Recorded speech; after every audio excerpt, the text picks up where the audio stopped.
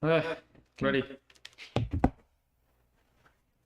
That's too bright.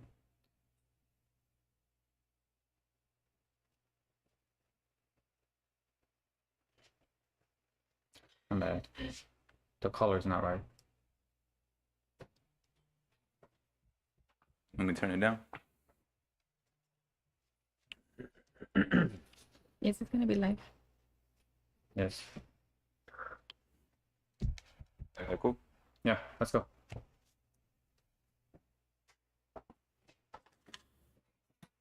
Are we on?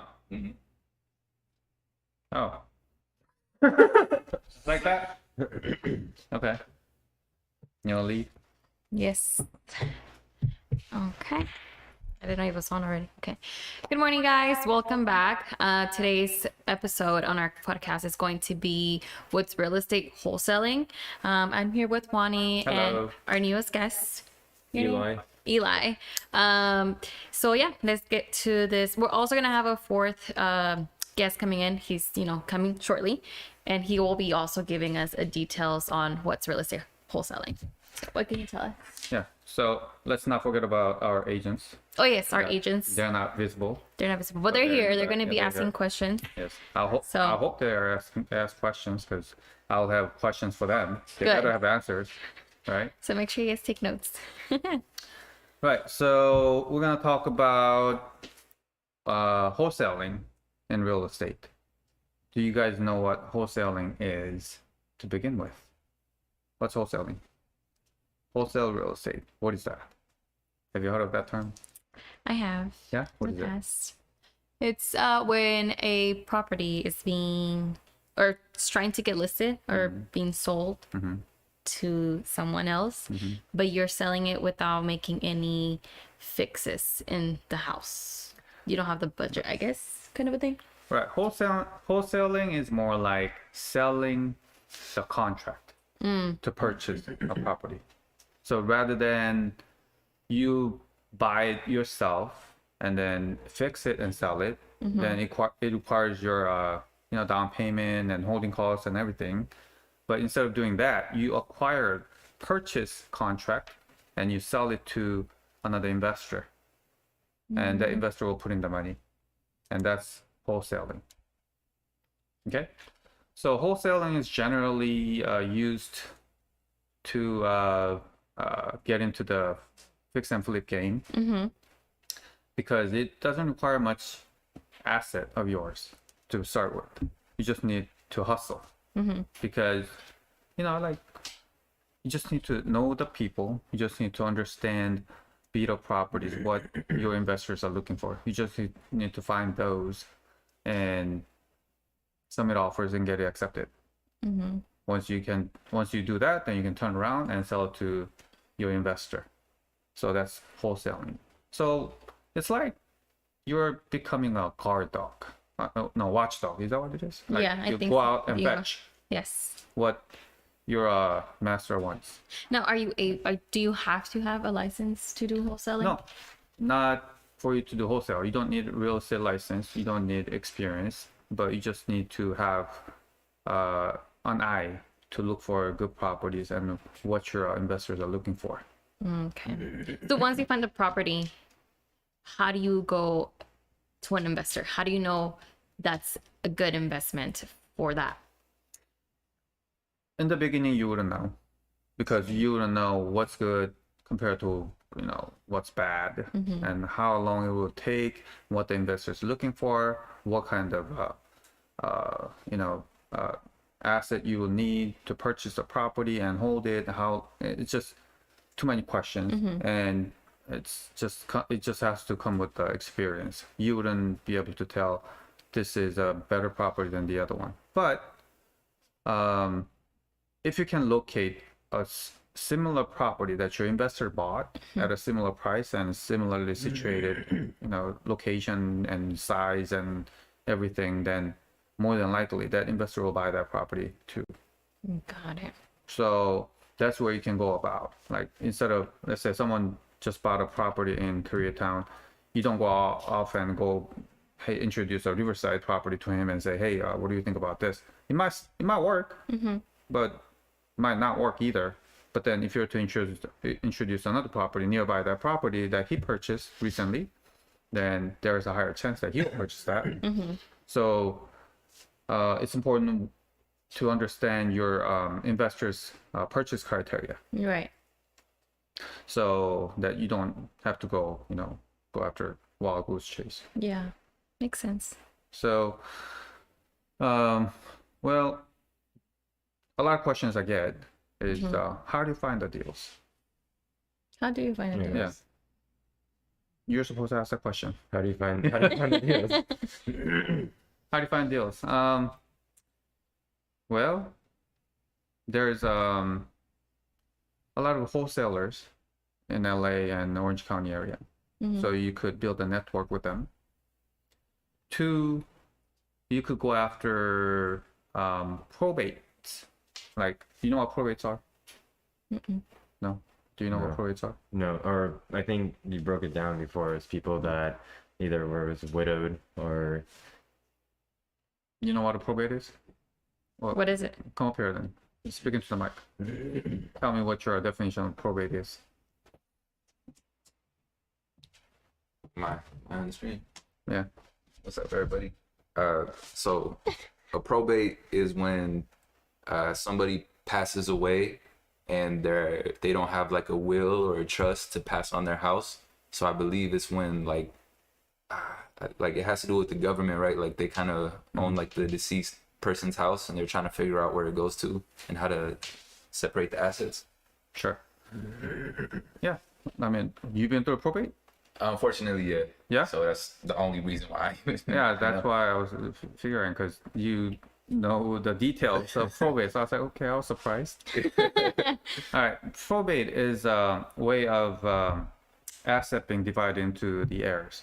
So let's say you pass away and your spouse passed away, and then there's a property that needs to be divided into let's say however many children you have. Let's say you have 3 children, then you're gonna have to give it to them. But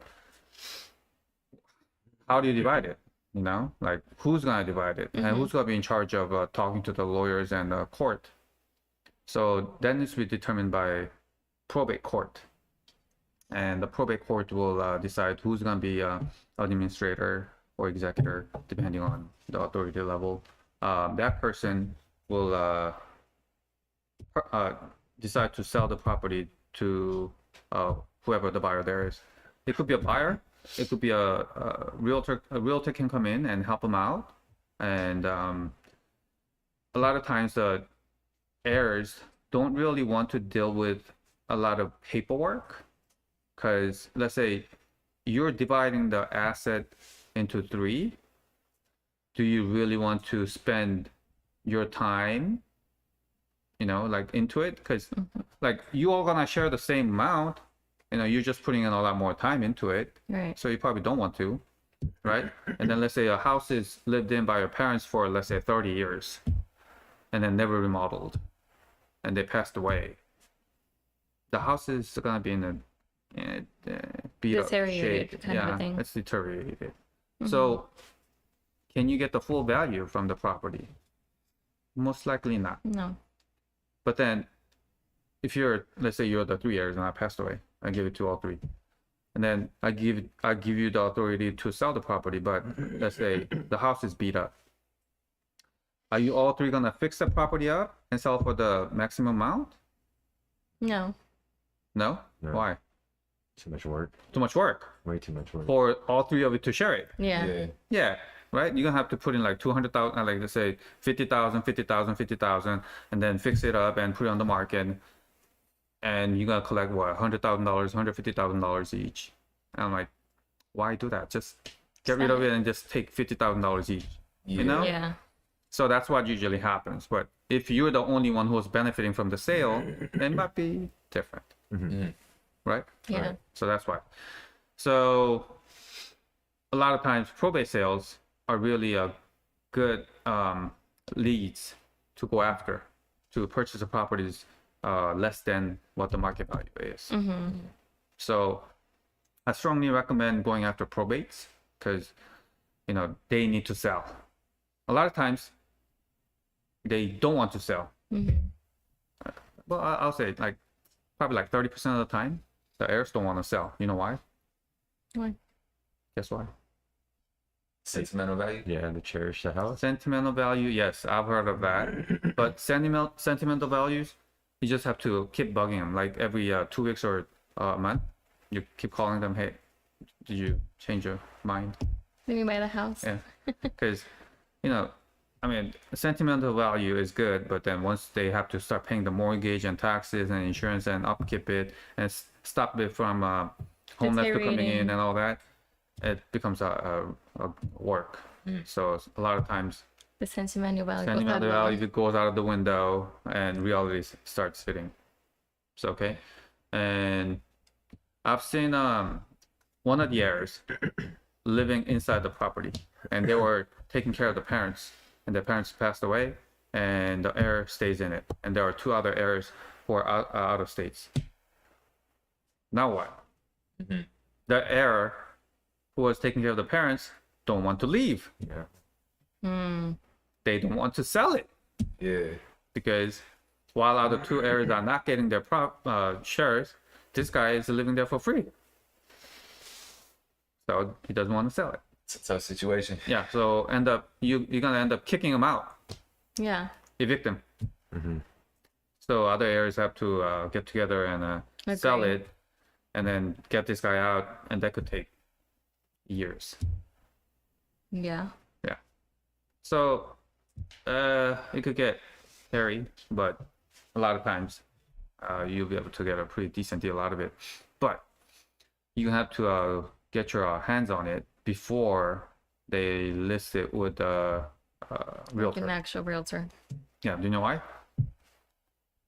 Once it goes to a realtor's hand, they're gonna list it on the market, and it's gonna be up for sale, and it's just a lot of work for the sellers and a lot of work for the realtors, and of course they're gonna put it in escrow. But the problem is, regular buyers can't actually complete the transactions. If someone lived in it for 30 years without fixing the property is in shambles. And once the regular buyer comes in and say, hey, this is $100,000 cheaper than the neighbor's house, so I want to buy this, they go into escrow and they realize they have to spend, let's say, $100,000 in rehab.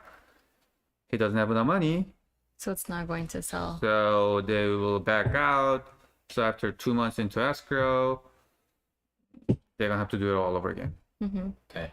So a lot of times it's much better for an investors to pick it up, and they'll fix it up at a less than of course the current value, and then make money off of it and sell it. So this is a very good way of wholesalers to find properties, probates, Probate. Yeah. probate sales, and I love probate because they have motivation to sell. To sell a property. They have motivation to sell it. Are they hard to find? People die Every day. every day.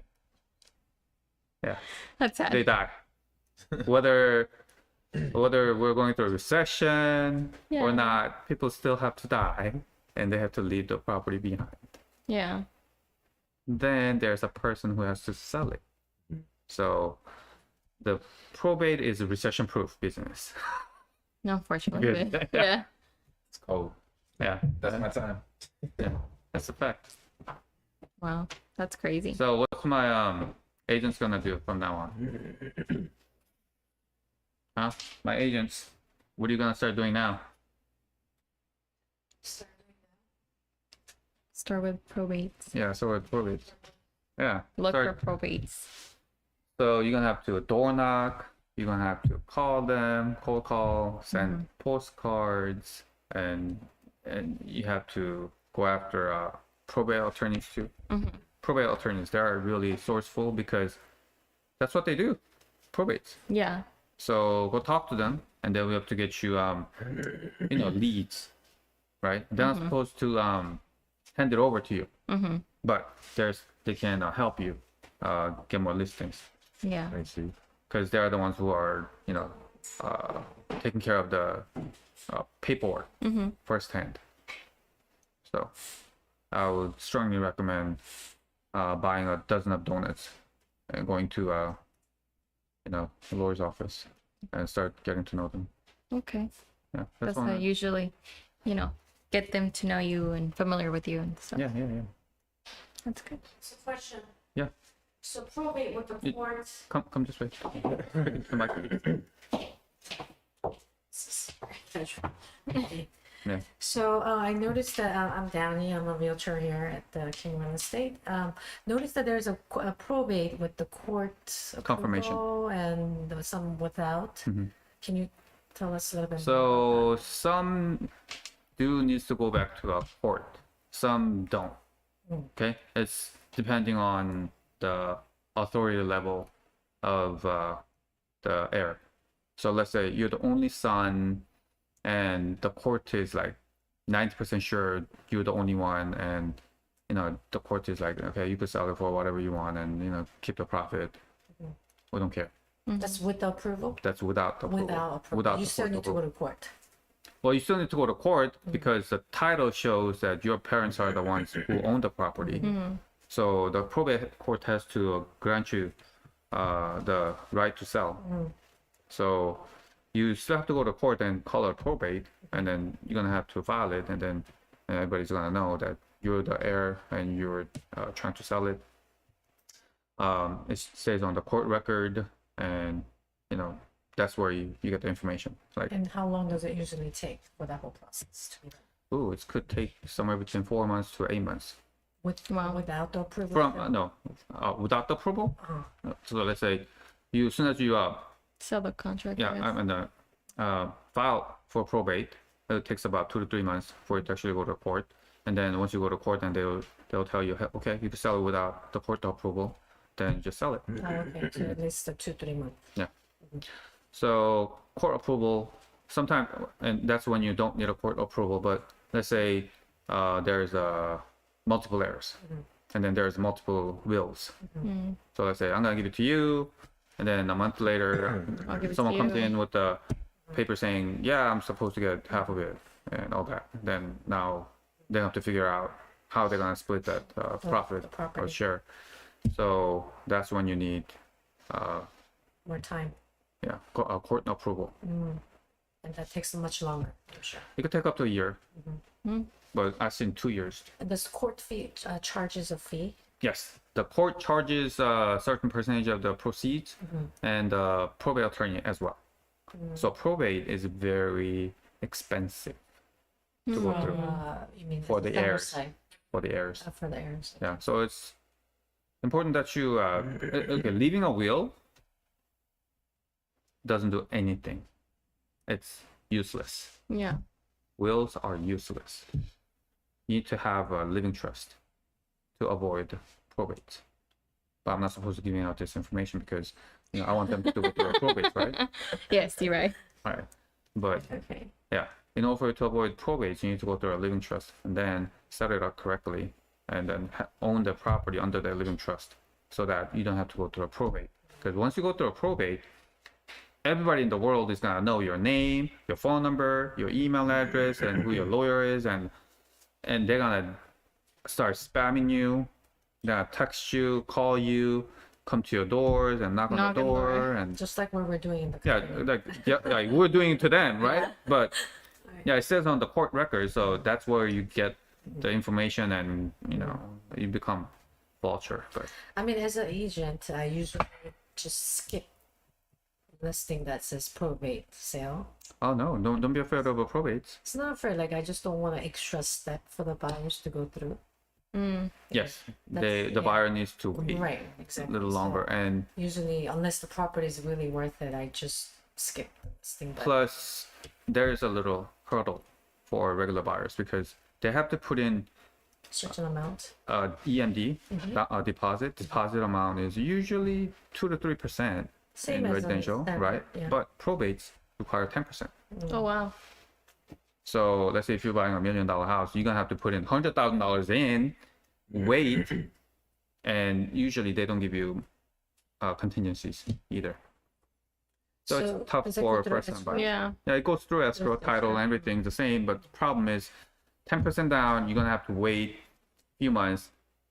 And then let's say if there's a court approval needed, what happens is, let's say a realtor lists it and you submit an offer, you get accepted, and you open escrow, you put 10% down, a 10% deposit, you wait for the court approval. On the date of court approval, someone can actually show up to the court and say, I want a bit higher amount. See, They sounds like they can do that. Yeah, it's, it's an like auction. a live auction. Yeah, it's a live auction. So I've seen a probate, I've been to a probate court, and there was I think it had some other, miscellaneous lawsuits, and then there were like probably 20 cases, right? And one of them was a probate. So I was like, okay, I'm gonna bid on that and try to see, because the accepted amount was really low compared to the resale price. So I was like, okay, I'm gonna buy that. So I showed up to a probate court, and I had my check and everything. And then there were a bunch of people, and then everybody was sitting still. And then, so they had an eviction case and some other cases, and they were arguing, and then blah, blah, blah. And then all of a sudden, the probate case was called up. So if you want to overbid for this probate case, I need you to come up and, show your proof. Everybody got up. Everybody in the courtroom got up and went up, and they start bidding. And this couple didn't even know how much it was. They were just kept bidding, me. I was like, what the heck? You don't even know the price. And within 3 seconds, it was over my budget. so you give up. I wanted to see how far it goes up, right? So I was sitting there and looking at idiots who are trying to buy the properties, and like the price was going up so high. I was like, why don't you just buy a neighbor's house? It's all fixed up at the better price. It came to that point. Wow. I'm like, what? It did not make sense at all. It was just cheaper to buy anything on MLS. Just buy off of Redfin, whatever. I think that happens at the auction often. They get emotional. Yeah, they get like, I want to win this thing. Yeah. Let's just go high. Too competitive. Right. Yeah, and I had, resale price. Like once I spend like, let's say $50,000 on this, and the property is gonna be worth this much. And then so I was like, okay, then I'm gonna buy it at this price to make some margin and make some profit and all that. So I had all that number figured out before I go to the court. That went out the window. Like, within 3 seconds, the number just went up, and I kept watching it. Went on for like 2 to 3 minutes, and then the price was at the price where I was thinking, You wanted to sell. yeah, I wanted to sell at that price, and the purchase price was already getting close to that. I'm like, doesn't make sense at all. Maybe that's the end user. End user, yes, Yeah, it was it has definitely to end be the end user, user. and he didn't even know how much he was bidding, like because he was kept on going. So how much are you? I don't know, but it's me. I want it. I want it. So I was like, okay, no, never mind. So That's that's one of the reason I don't like to go through the probate listing for my buyers, because of those, right. complex So reasons. if it needs a court confirmation, it could get overbid, and if it does, then your buyer waited for For 2 nothing. months with the 10% down into escrow, and then they That's lose the sad. property. And now they have to look for it. No, Okay. do they get the 100%? Whatever they put down, do they get it back? Yeah, The EMD. yeah. The They always deposit, do. they'll get it back. The problem is, you wasted 2 months of 2 months of something, right? and then not getting it. Now you have to look at it again. So if it was your regular buyer, the regular buyer is upset at you and the court and real estate, and they'll be like, I So- want another agent. yeah, I want another agent, and you lose your client. Yeah. So, Seems like why should void, Yeah. unless But there's I a mean- really good reason. but I mean, it's a probate without court confirmation. It's just a regular sale. They could still come and beat. No, Oh, that's done. if there is no court confirmation, That's there's just no done. property. Okay. Final. Once it gets accepted, that's it. Okay. Okay. So that's how probate goes, and you should definitely look for probate deals, because it's a moneymaker. Because, I mean, I've Other seen a than case. probate, what is another money? Oh, there's a whole bunch. Do you want me to list Yeah. all that? You're not gonna be able Your to go top home three, I today. guess. No, top three: probates and what is it? MLS is also a good source. You would think, I see that on MLS, why do I have to buy from you? But see, the difference is finding out those properties and then negotiating the price down to where you want it is also another key. So MLS is also a good way of finding it. And the third one is drive-by. So let's say you're driving by the neighborhood and you see a vacant home or like this is an indication, like this is an indicator, key indicator, the grass. People treat their grass front lawn as if they were treating their carpet inside the house. Do you know that? I did not know that. You don't know that? No. They do. So if their grass is brown and all Dirt. dirty and it's nothing but dirt, it means it's not taken care of. Right. So the inside will be more likely the same way as the grass in the front yard. Yes. That's a good, Yeah. So if you good see strategy, right? Like good to tip. know. yeah, so if you see front line not taken care of, then you could go knock on the door. And usually the house reflects that. The house condition usually reflects the front lawn condition. So go knock on the door and see if they want to sell it, because they're usually in financial distress. Yeah. Yeah, I often drive by and tell my clients that, the exterior condition is interior condition. Sometimes like the paint, and you can tell us a lot more about the inside. Yeah. I didn't know that. That's good to know.